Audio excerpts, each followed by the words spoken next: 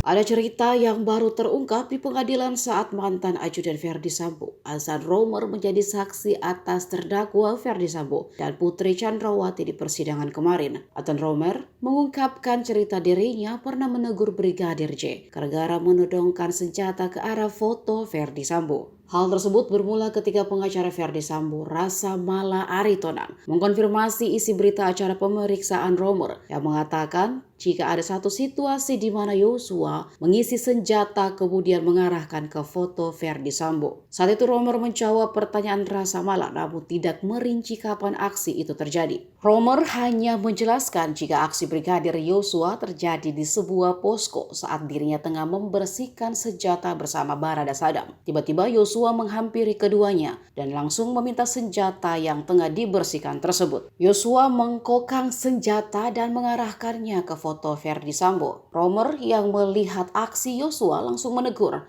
dan meminta Yosua agar tidak memainkan senjata tersebut karena ada pelurunya.